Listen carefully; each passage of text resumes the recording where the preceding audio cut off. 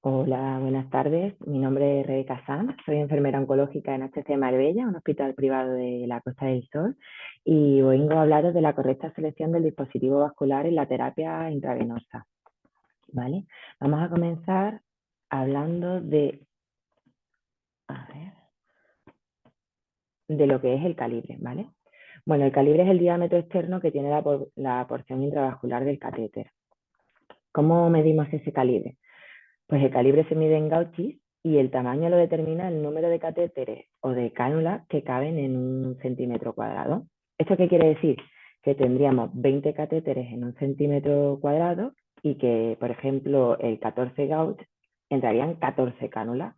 De ahí que a menor número sea mayor calibre. Según la norma ISO, hay una codificación de colores que equivale al 14 gauchis, el 16 gauge, que sería el gris, el 18 gauge, que es el verde, el 20 gauge, que es el rosa, el 22 gauge, que es el azul, y el 24 gauge, que es el color amarillo. El estándar de infusión nos recomienda elegir el calibre más corto y más pequeño posible que nos asegure el tratamiento prescrito, y esto es súper importante. ¿Vale? Aquí aparece la imagen de cómo la ISO lo equivale los gauchis con los colores, ¿vale? Y bueno, ¿qué deberemos tener en cuenta al elegir un acceso venoso? Pues son varios puntos. En primer lugar, la situación clínica del paciente, que es súper importante. Encontraremos grandes diferencias dependiendo del estado hemodinámico de nuestro paciente, si estamos ante una urgencia o una situación ambulatoria. Y esto va a influir a la hora de la selección del catéter. La terapia que vamos a infundir, porque esto incluye si es excitante o no lo es, ya que no es lo mismo cuando estamos administrando citostáticos, hemoderivados, un antibiótico o analgesia. También es muy importante tener en cuenta la duración del tratamiento, ¿vale? Es decir, si el catéter va a permanecer unas horas, por ejemplo, cuando nos llega un paciente a la urgencia, viene para analgesia y se marcha a casa, un corto plazo que sería de 1 a 4 semanas, un medio plazo en el que un catéter debe de estar de 4 a 24 semanas o un largo plazo que ya sería más de un año.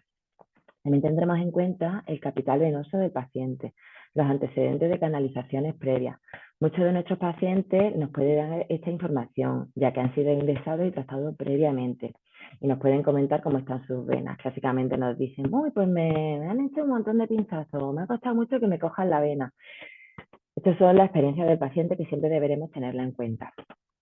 Luego también tendremos en cuenta las luces requeridas, si vamos a tener que poner nutrición parenteral, la velocidad del flujo, si queremos infundir rápidamente una gran cantidad o si podemos hacerlo más tranquilamente, si vamos a tener que hacer estaciones sanguíneas en el futuro y bueno, también tendremos en cuenta las preferencias del paciente, el autocuidado y el pronóstico.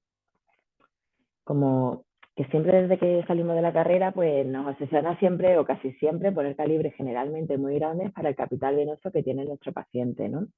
Y al final nadie nos ha explicado que nosotros nos debemos adaptar a las necesidades del paciente, porque va a ser el mayor beneficiado de nuestra cateterización venosa. Al final, coger una vía o implementar un PIC no es un fin, es un medio. Y no deja de ser una técnica invasiva que puede tener consecuencias y un impacto importante en la vida de nuestros pacientes. Y precisamente por ello es importante tener en cuenta la proporción de la vena con respecto al catéter. Nos interesa siempre que el catéter fluya en la vena y no la irrite de forma mecánica, lo que conocemos como flebitis mecánica, por lo mencionado anteriormente. En mi opinión, ni todo es negro ni todo es blanco. Debemos consensuar con el paciente, pero en mi experiencia, siempre que nos comuniquemos con el paciente, siempre que su situación clínica lo permite y se le explique los riesgos y los beneficios, las posibilidades que tiene, etcétera, siempre se puede llegar a acuerdos en común. Por ejemplo, en mi unidad, que es una unidad oncológica, siempre escuchamos al paciente e intentamos que la calidad de su vida se vea lo mínimamente afectado o lo menos posible. Nos encontramos con pacientes que de inicio rechazan la idea de ponerse un cable, en este caso el PIC, ¿no? Un cable que esté colgando de su brazo tras haber perdido el pelo, con 3 hijos pequeños correteando por casa y muchas veces no entra dentro de sus planes pues tener un PIC en el brazo. Cuando le explican los riesgos y los beneficios que tiene la terapia y tal, pues generalmente suelen aceptar en un 95% de los casos ponerse un PIC. Finalmente, Quiero dar una pincelada sobre los esquemas que nos recomiendan las últimas guías clínicas sobre la selección de los accesos centrales periféricos, vías periféricas y portacar. Y os adjunto un cuadro resumen en el que se nos indica cómo seleccionar correctamente el dispositivo vascular en la terapia intravenosa.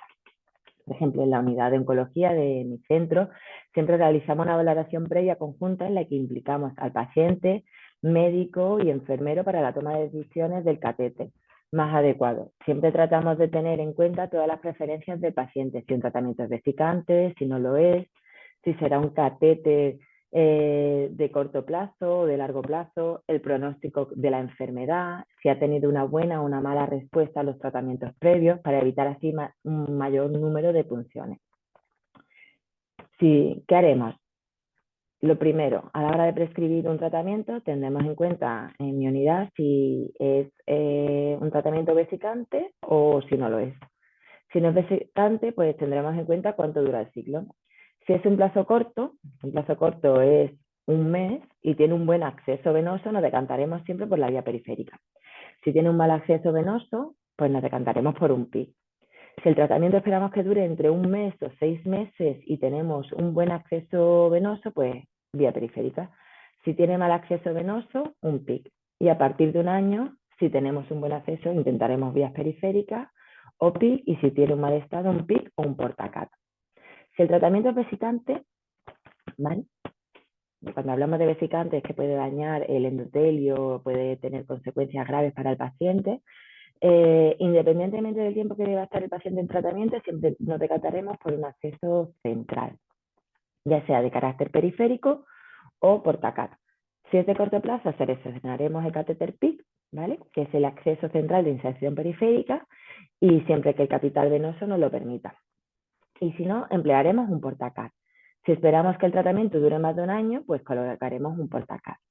Todo ello si el estado del paciente lo permite, si él está de acuerdo con las decisiones terapéuticas.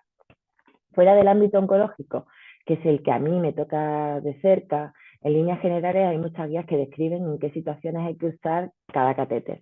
Son guías que siempre debemos adaptar a la práctica clínica del paciente, porque como he dicho, el catéter venoso y la cateterización es un medio, no un fin, y debemos individualizar cada caso.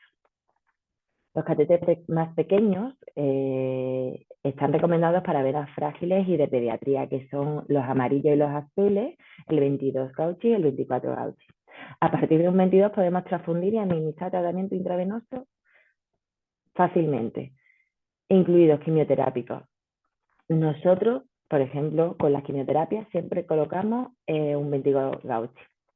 Utilizaremos el 18 Gauchi para ya nutriciones parentales, que generalmente siempre intentamos que tengan 2 días, y catéteres superiores como el 16 Gauchi y 14 Gauchi los reservaremos para situaciones de emergencia y de quirófano. Con esto finalizo mi ponencia. Muchas gracias, espero que os haya servido y nada, un saludo.